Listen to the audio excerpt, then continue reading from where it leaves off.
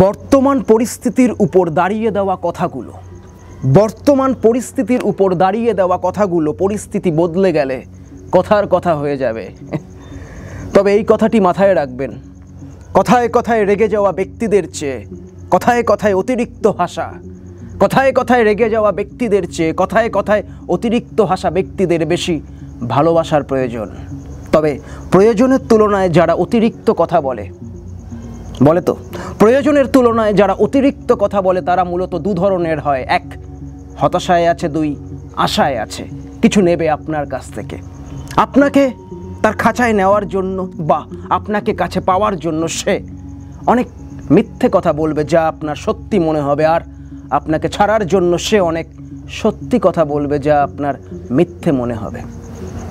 তবে সত্যি এই কথাটি শুনে রাখুন, তখন আপনার কাছের মানুষেরা আপনার পিঠ পিছনে বাস্তব কথা বলবে, তখন আপনার কাছের প্রিয় মানুষেরা আপনার পিঠ পিছনে বাস্তব কথা বলবে যখন আপনি সামনে অবাস্তব কিছু করতে যাবেন। তবে অবাস্তব কথা বলা কিছু মানুষের স্বভাব, উদাহরণ পেয়েছেন হয়তো। অবাস্তব কথা বলা কিছু মানুষের স্বভাব, আর এইরূপ স্বভাবের মাধ্যমে তারা তাদের বাস্তব অভাবকে লুকোয়। তবে লুকিয়ে নেশা করে এসে যে আপনার সামনে অপ্রিয় সত্যি কথা বলছে সে নেশা করেনি। লুকিয়ে নেশা করে এসে যে আপনার সামনে অপ্রিয় সত্যি কথা বলছে সে নেশা করেনি, নেশা তাকে করেছে।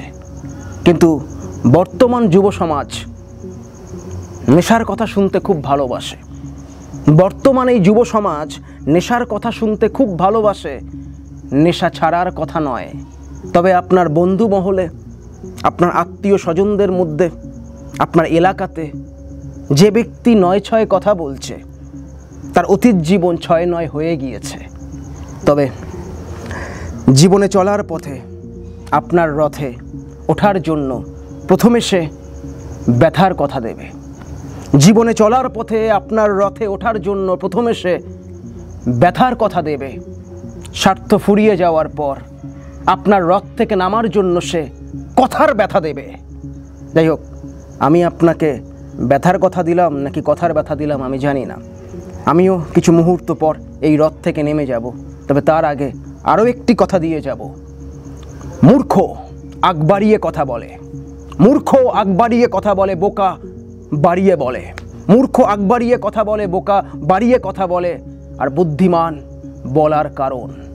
আপনি কোনটি কমেন্টের মাধ্যমে জানাবেন না অকারণ।